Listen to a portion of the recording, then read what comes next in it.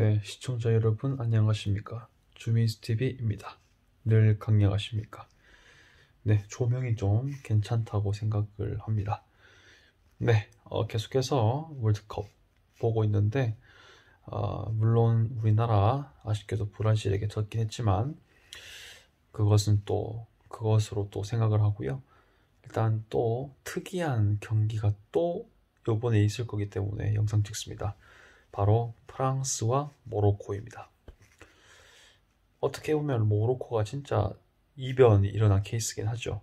정말 높게 사고 있고요. 플러스 알파 해서 아랍 사람들, 특히 제가 살고 있는 예루살렘에 있는 아랍인들이 모로코를 엄청나게 응원을 많이 하고 있습니다. 같은 이슬람계 아랍 인구가 포함된 나라라서 그런지 동질의식을 느끼고 있는 것 같습니다. 일단 그렇게 말씀드리고 드디어 준결승전 프랑스와 모로코 경기를 하게 될 건데요. 이 두 나라 전력 비교하는 거 잘 할 거라 생각합니다. 다른 전문가들이 여기서 언급할 거는 역사적인 특이함 때문이 되겠습니다. 그 두 나라 역시 좀 특이하게 제가 생각하는 이유는 역사적 관계 때문인데요. 지금도 어느 정도 관계가 엄청 좋다고 보기는 어렵습니다. 일단은 프랑스, 모로코 식민지 국가였고 피식민지 이렇게 했던 사이가 있는 거죠. 말씀을 드리겠습니다. 일단 로마 제국 시대 때도 같은 영토를 같은 정체성을 가지고 있었고 둘 다 서로마 제국 지배를 받았습니다.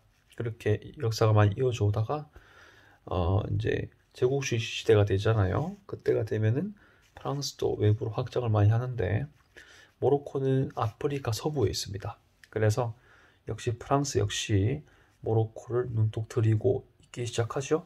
하지만 모로코는 워낙 서쪽의 끝에 있다 보니까 심지어 그 당시 이슬람 강대국이었던 오스만 제국마저도 모로코를 나름 자치령으로 인정해주고 독립된 국가로 인정해줬습니다. 나름대로 정복을 안 한 거죠. 하지만 물론 19세기 중반까지 프랑스, 영국마저도 모로코에 대한 간섭을 하지 못했는데 이제 19세기 후반부터 가면서 프랑스의 압박이 좀 심해지기 시작합니다. 결국에 1912년 모로코는 프랑스에게 들어갑니다. 물론 모든 모로코가 그렇진 않습니다. 모로코도요, 스페인형 모로코가 있고 프랑스형 모로코가 있고 밑에는 서사하라인데 스페인 지배를 받았던 땅인데요. 그 중에 모로코 다수 지역을 차지하는 프랑스형 모로코가 프랑스에게 들어갑니다. 그렇게 하다가 어느 정도 베르베르인도 있고 아랍인도 있겠지만은 그들이 저항운동을 많이 합니다.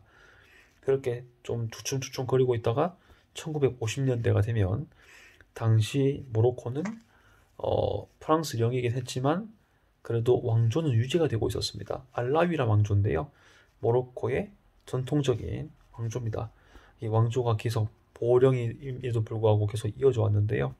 그때의 술탄이었던 지배자였던 무함마드 5세가 있습니다. 계속해서 1950년대에 프랑스에 저항을 했고 폐위도 되고 유배도 갔습니다. 하지만 다시 돌아왔고 그런 우유곡절 끝에 스페인과 프랑스의 협약을 통해서 결국 모로코는 독립을 합니다. 그리고 이때 공신이자 이 모로코 독립운동의 주역인 그리고 이때까지의 왕조적인 정통성까지 부여되고 있는 무함마드 5세가 결국 모로코가 세워졌을 때 독립왕국이 됐을 때 첫 국왕이 되죠. 이렇게 역사가 이어집니다. 아무튼 프랑스와 모로코는 식민 지배를 받았고 식민 지배를 한 국가 사이입니다.